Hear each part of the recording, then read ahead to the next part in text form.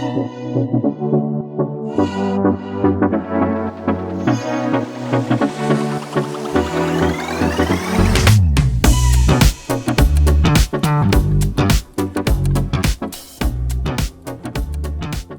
is the first time on this channel that we've gotten the opportunity to review a Kia Carnival, because since their release in 2022 on the US market, they have been incredibly popular in the Bay Area. So they're really hard to keep in stock. And I think because of the weight, it's built up quite a bit of anticipation for me. I'm like a little bit excited to drive a minivan. So there are 5 trims to choose from. They have a starting MSRP of $36,500. We're looking at the middle EX trim in flare red. New for 2025, the Kia Carnival is finally going to introduce a hybrid powertrain. That's going to be available the fall time of this year. Until then, we continue to see the 3.6 liter V6 powertrain. It's producing 287 horsepower, 260 pound-feet of torque. That's paired with an 8-speed automatic transmission. And then as far as fuel economy, you'll get 18 miles to the gallon in the city and up to 26 on the freeway. If you're in the market for a minivan, I bet safety is one of your top concerns, and this EX trim is loaded with a lot of those safety features and driving aids, including auto emergency braking technology with pedestrian, cyclist, and junction turning detection. You'll get blind spot detection, rear cross traffic collision avoidance assist, a lane keep and following assist, a safe exit assist, rear occupant alert, front and rear parking sensors, and highway driving assist. Also new for 2025 is a little bit of a redesign that we'll see with these headlights and your grille. And it has like this cool rhombus pattern throughout the grille. And I love that the headlights make this look a hell of a lot like the Kia EV9, which looks like stunning. So this is just like a lower to the ground EV9, which is great. It makes it a lot easier for you to help get your little babies in and out of the second row, all that cool stuff.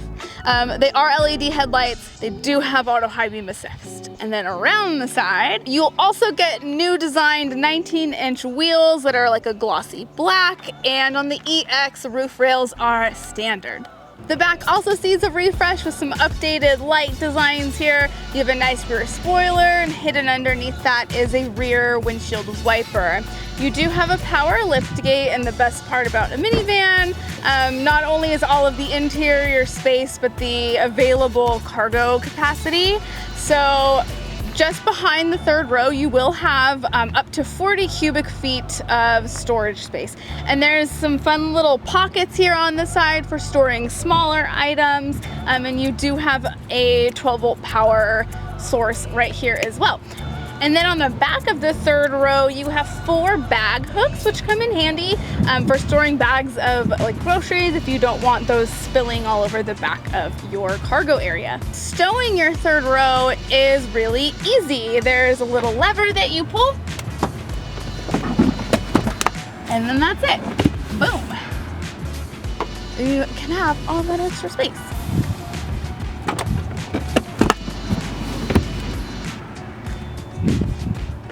Just like that. When you're ready to put those seats back up, it's also really easy. You use the same lever, just give it a little pull and a push, boom. Then there's another lever here to help you get your seat back up. Accessing the third row in the EX is pretty simple. You can easily adjust your armrest up, and part of what makes it really easy is that the seat belts are connected to the seat directly, not to up here. So you won't have any seat belts to climb underneath. You just have a lever right here on the side of your seat. You push that forward and climb inside. There are several amenities for your third row passenger, including a rear window sunshade for the little small windows on either side. You have a USB-C charging connection to, one cup holder and like some little snack sections back here. And then you also have a voice recognition back here, so it uses the speakers so that you can hear what your driver is saying. All they have to do is press a button on the dash, which we'll show you in just a second, and it makes it a lot easier to like have a conversation or whatever, you know? You also will have up to over 38 inches of headroom and 35 inches of legroom in the third row. The second row also has a lot of really cool features, including slide flex second row seating, which allow all three of these seats to slide very far forward. So for example, this middle seat, if you wanted to put a car seat right here, it just makes it a lot easier as a parent to care to your little baby right here in the seat. Also, you do have some cup holders behind this middle seat, some cell phone holders right there, and a nice flat surface, which is great for like snacking or coloring in a coloring book, fun stuff like that. And then to put that back up, you also just pull this little tab, boom, slide it on back, boom. Some other cool features, you do have USB-C charging on the side of either seat. On the back of that seat right there, you have a nice little purse hook or a bag hook, something, you know, that you don't want spilling, just like we mentioned in the cargo area. And then you also have the little sun blockers here to give you some more sun protection, maybe some more privacy, whichever you need. And you also have windows that go not all the way down, but very, very far down. Like, why do they need to go all the way down, to be honest? Like, this is good. This serves the windows purpose. Two of my next favorite parts, honestly, of the entire second row. One, there's climate controls back here, and they're like right there where my camera guy cannot see them, but we'll throw in B-roll right now. And you can control your fan speed, you can control where the air is going and the temperature. And then my second favorite part of this whole thing is the rear seat camera that's right there, which allows you from the first row in your infotainment system to see and monitor all the shenanigans happening in your second and third rows, so that you can be a parent or a police and just say, hey, knock it off. So a big reason why I chose the EX trim was because you get a lot of really good, useful features without breaking the bank. Starting with your seats, you do have Syntex seating surfaces that are going to be really easy to keep clean. These are heated front seats, and you do have driver memory settings here on the driver's side door. One thing that I forgot to mention in the second row is that there are buttons on the side of the armrest of your passenger seat, so you can easily recline or move your seat front and forward, which, you know, if you just want to help make your second row person a little bit more comfortable from the driver's seat, you could do that. Moving over, pretty standard steering wheel situation here. You will have your cruise control settings here. This does have smart cruise control with stop and go, which is great for long drives, and a nice, easy to read digital gauge cluster. This is where you'll also be able to see your driving modes. There's 4. You've got eco, normal, sport, and smart.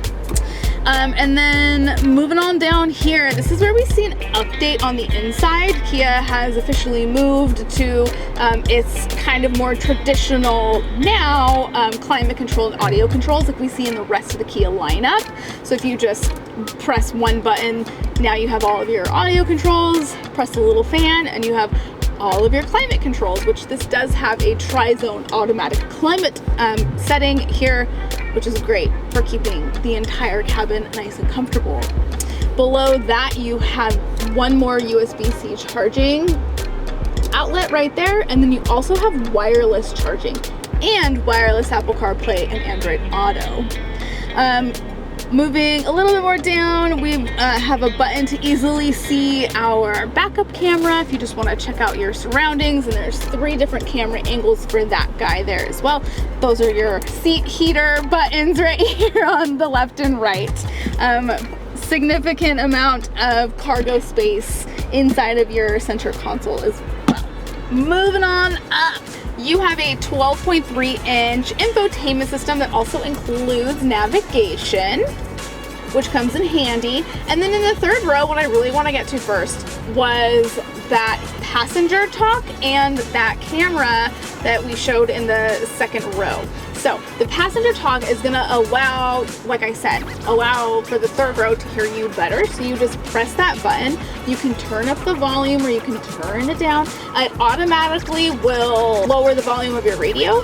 And all it does is feed the driver's voice to the back. So you're not like in your driver's seat screaming at your children. They're misbehaving in the third row. Also easy to turn off. And then this is one view that you can see your camera. Where to go? There it is. Look there's our camera guy. Wave and say hi.